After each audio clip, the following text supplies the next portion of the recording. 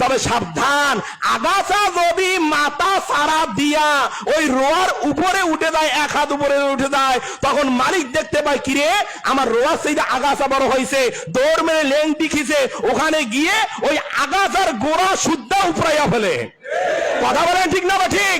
এই সমস্ত নাস্তিক মানবদের দোষর, ভারতের মুজিব দোষরদেরকে বলবো, বাংলাদেশে আছো, মায়ের কোলে আছো, মুসলমানদের বিরুদ্ধে যদি বাড়াবাড়ি করো তোমাদের গোড়া শুদ্ধ উপরে ধ্বংসশালা নিক্ষেপ করা হবে।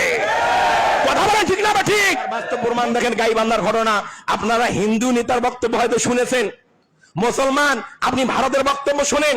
ভারতের মধ্যে বিজেপি মন্ত্রী আমার মনে দিলীপ ঘোষ, এই কুলাঙ্গার মালাউনের বাচ্চা, সে বলেছে মুসলমানদের উদ্দেশ্যে বলছে, মুসলমানরা যদি নামাজ পড়তে হয় এই দেশে নয়, তোমরা বাংলাদেশে চলে যাও, পাকিস্তানে চলে যাও, ওই দেশে আমার মুসলমানদেরকে প্রকাশ্যে নামাজ পড়তে দেয় না।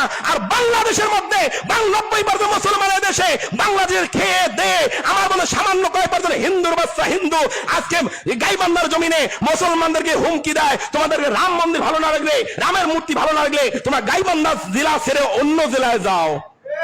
নাউজুবিল্লাহ বলেন। এই বুকের পাটা সাহসটা কোথায় পেল? এদেরকে হুঁশিয়ার করে বলতে চাই, এই সমস্ত রামের দালাল, এই সমস্ত ভারতের দালালদের উদ্দেশ্য করে বলতে চাই, যা বলেছো অনতিবিলম্বে ক্ষমা প্রার্থনা করো। যদি ক্ষমা না চাও মনে রাখবা এটা গৌর গোবিন্দের দেশ নয়, এটা শাহজালাল ইয়ামিনীর দেশ। মনে রাখবা এটা রবীন্দ্রনাথ ঠাকুরের দেশ নয়, এটা কাজী নজরুল ইসলামের দেশ। কথা বলেন ঠিক না বা ঠিক?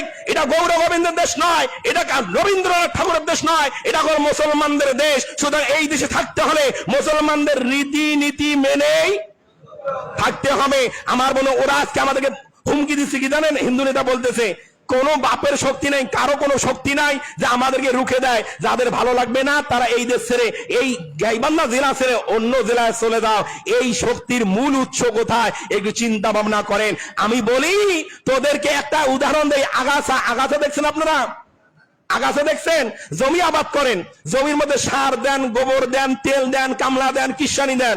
এবার বলেন তো জমির মধ্যে রোয়ার সাথে আগাছা হয় না? কথা আগাছা হয় না?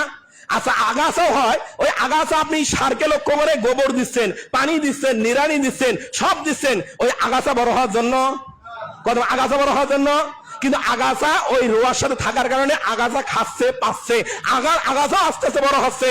তবে সাবধান, আগাছা যদি মাথা সারা দিয়া ওই রোয়ার উপরে উঠে যায়, এক হাত উপরে উঠে যায়, তখন মালিক দেখতে পায় কিরে আমার রোয়ার সেই আগাছা বড় হয়েছে, দৌড় মেরে লেংটি খিচে ওখানে গিয়ে ওই আগাছার গোড়া শুদ্ধা উপরাইয়া ফেলে।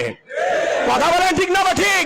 এই সমস্ত নাস্তিক মানবদের দোষর, ভারতের মুজিব দোষরদেরকে বলবো, বাংলাদেশে আছো, মায়ের কোলে আছো, মুসলমানদের বিরুদ্ধে যদি বাড়াবাড়ি করো তোমাদের গোড়া শুদ্ধ উপরে ধ্বংসশালা নিক্ষেপ করা হবে। কথা বলেন ঠিক না বা ঠিক? মুসলমানদের ইমান নিয়ে খেলা করে, মুসলমান কথা বলে না, মুসলমানিত্ব নাই। কথা বলেন ঠিক না বা ঠিক? আপনাকে কথা বলতেই হবে। এগুলো কথা বললে যদি আপনার খারাপ লাগে, আল্লাহর কোরআন হাদিনে বলে যায় আপনার ইমানে সমস্যা আছে।